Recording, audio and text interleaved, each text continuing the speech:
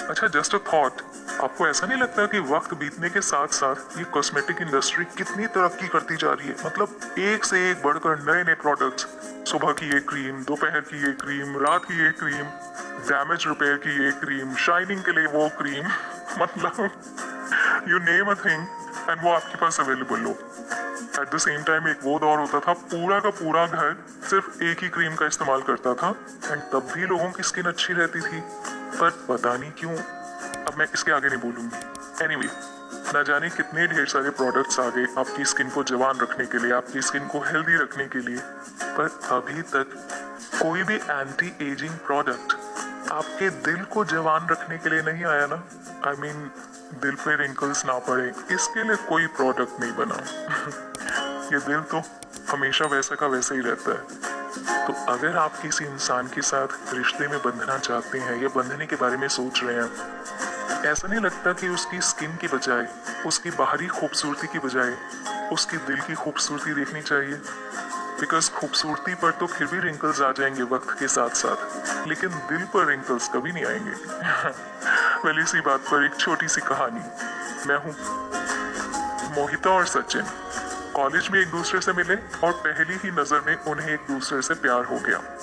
Graduation complete होने के बाद उन दोनों ने जॉब ज्वाइन की और फिर घर वालों की रजामंदी से शादी कर ली। कुछ टाइम तो सब कुछ ठीक ठाक चलता रहा। अचानक किसी एलर्जी के कारण मोहिता के पूरे शरीर पर एक स्किन प्रॉब्लम हो गई, जिसकी वजह से उसका चेहरा बहुत ही बदसूरत लगने लगा था। वही मोहिता जिसकी खूबसूरती के बारे में लोग चर्चे करना नहीं बंद करते थे, उसी मोहिता के चेहरे की तरफ लोग देखना भी पसंद नहीं करते थे। जिधर से वो गुजरती थी वो मुंह मोड़ लेते थे। अपनी बीमारी को लेकर मोहिता काफी दुखी रहती थी। कई बार सचिन उसे समझाने की कोशिश भी करता था, पर उसके माइंडसेट पर कोई खास फर्क नहीं पड़ता था।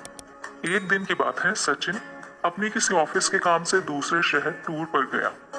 वापस आया तो उसने मोहिता को बताया कि उसका एक एक्सीडेंट हो गया, जिसकी वजह से उसकी आईसाइट यानी देखने की शक्ति चली गई। उन दोनों की शादीशुदा जिंदगी वैसे ही चलती आ रही थी। जैसे जैसे वक्त बीत रहा था, मोहिता की स्किन प्रॉब्लम और बढ़ती जा रही थी। उसे पता था कि उसका ब्लाइंड हस्बैंड उसे देख नहीं सकता और वो उसे उसी तरह से प्यार करता था जैसे कि पहले करता था, इनफैक्ट उससे भी ज्यादा। और फिर बीमारी के चलते एक दिन वो इस दुनिया से चली गई। उसकी मौत ने सचिन को पूरी तरह से तोड़ दिया था। सारे रीति रिवाज, सारे विधि विधान निभाकर सचिन उस शहर से जाने की तैयारी करने लगा, क्योंकि उसे मोहिता की बहुत याद आती थी। इस पर एक आदमी आता है और बोलता है, अरे भाई, तुम अब अकेले कैसे रहोगे? अब तुम्हें सहारा देकर कौन चलाएगा? मोहिता के बगैर तो जिंदगी तुम्हारी बहुत मुश्किल होने वाली है। इस पर सचिन जवाब देता है, भाई साहब, मैं अंधा नहीं हूँ। इतने सालों तक मैं सिर्फ अंधा होने का दिखावा कर रहा था, क्योंकि अगर मोहिता को पता लग जाता कि मैं उसकी ये स्किन कंडीशन, जो कि एक बीमारी की वजह से थी, वो मैं देख सकता हूँ, तो उसे बहुत तकलीफ होती और वो मन ही मन बहुत दुखी होती। तो इसीलिए मैंने सोचा कि मैं ही अपनी आंखें बंद कर लूं, ताकि उसे ये एहसास ही ना हो कि उसका पति उसे देख सकता है।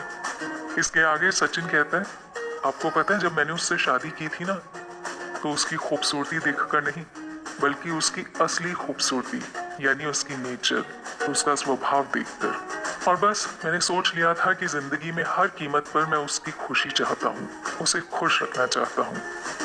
सच ही कहा है किसी ने कि अगर आप किसी से प्यार करते हैं तो आप किसी भी हद तक चले जाते हैं। वेल, इस तरह की कहानियां, इस तरह के रियल लाइफ इंसिडेंट्स आपको कैसे लगते हैं, कमेंट करके बताइएगा।